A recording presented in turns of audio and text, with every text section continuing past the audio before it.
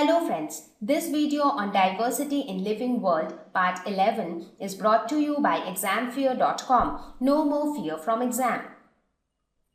So let us now talk about the taxonomical aids. So what is the meaning of the word aids? It means help, things which help us in doing something. So let us see what are the things that help us in this study of taxonomy. So how do we define taxonomical aids? They are basically collection of specimens of plant and animal species, which is essential and is the prime source of taxonomic studies. Now, so far you saw that we were talking about nomenclature, because of which we spoke about identification and we spoke about classification. Then we came to different categories, that is the different taxa, and we talked about taxonomy. Now, have you ever thought that how are we actually going to put organisms into those categories? So for that, we actually need to have some specimen of that organism, right? So in order to help us in determining or in identifying a new organism, what do? We keep a record of specimen of the existing plant and animal species.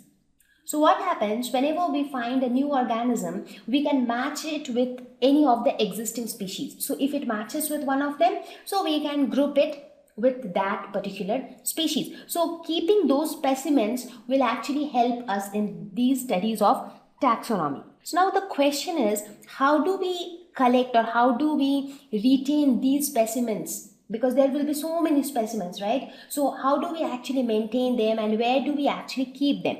So there are a couple of ways or couple of techniques which actually help us in maintaining these specimens. So some of the taxonomical aids. Now, procedures and techniques to store and preserve the information as well as the specimens. So as I said, we have a specific process. We have some specific areas which are only for maintaining those specimens.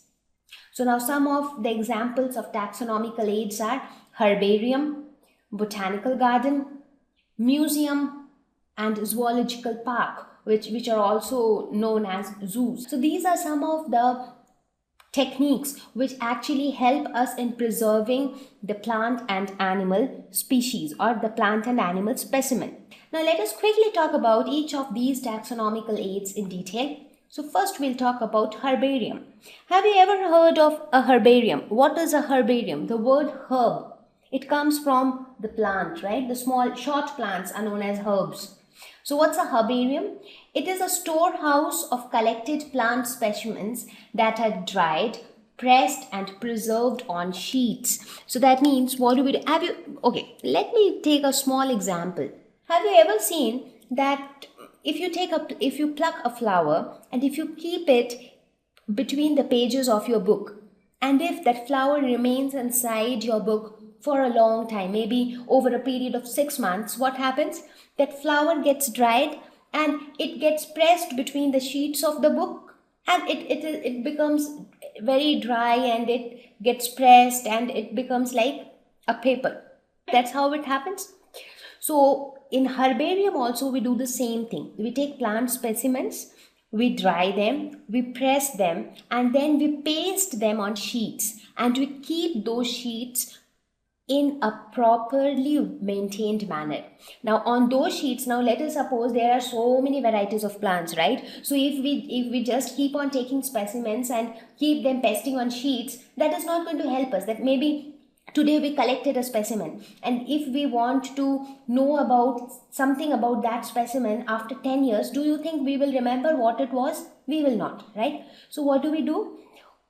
We maintain on those sheets where we have pasted that specimen, there we maintain or record each and every detail about that specimen. For example, the date of collection, the place from where that specimen was collected, what exactly that particular specimen is. That means the family it belongs to, the species, the genus. So its biological classification should be maintained on that sheet, so that whenever, now like this, you will have thousands and thousands of specimens, right?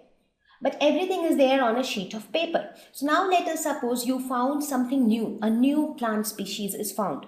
So what do? You want to, when you see it, you want to match it with some existing species. So you can quickly go and you can refer all the things that you have in your herbarium, and you can match it and you can check if it matches with any of the existing one for similarities.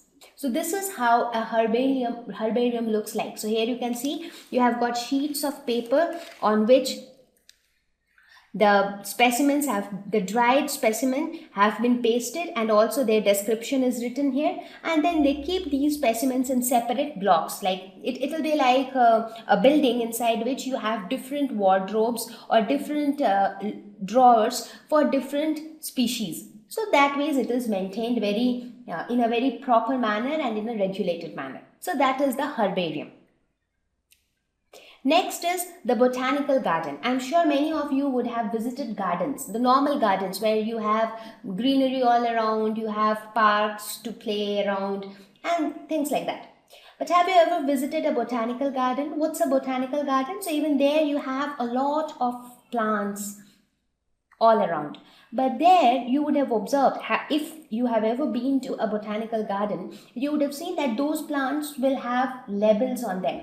So that those labels will say what is the scientific name of that plant, to which family the plant belongs to. So it will have that also.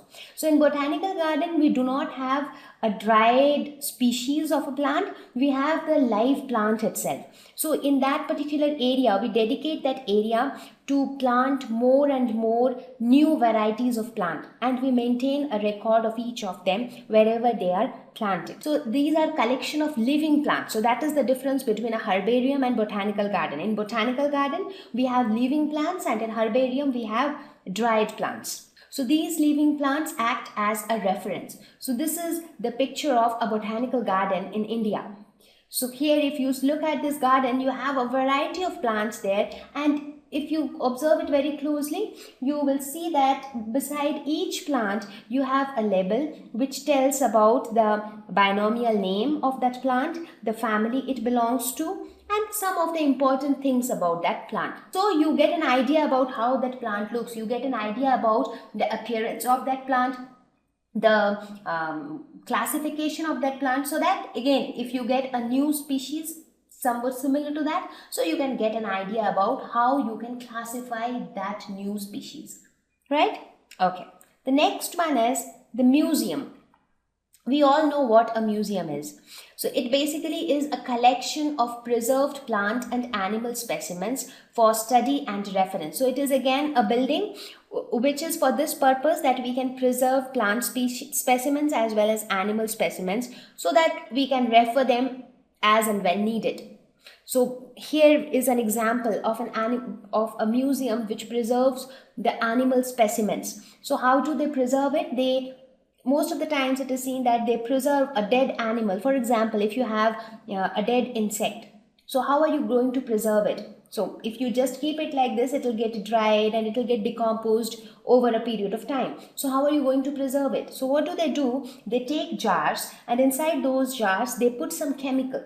So in that chemical they keep that specimen. So that the purpose of that chemical is to preserve that specimen. Right? So that is the way of preserving the animal specimens.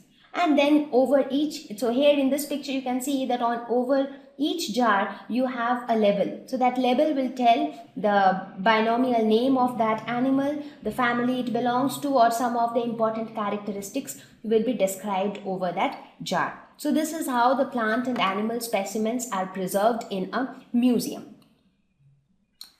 And the last one is a zoological park. So here again we have living animals. So these are the areas where wild animals are kept in protected environments under human care. So when we were kids, we all were very fond of visiting zoo, right? So whenever we have a holiday, we generally go for an outing with our family members to a zoo. So what do we see in the zoo? We see a variety of animals there, right? So normally when we stay in our locality, there are a couple of animals which we could see around us. For example, some of the birds, cat, dogs. So all these things we can see around us. But when you talk about wild animals, that means animals who can survive only in forests, like lions, tigers, elephants. We do not see them around us, right? So these kind of animals are kept in a protected environment. I'm sure I do not need to explain you what a zoo is.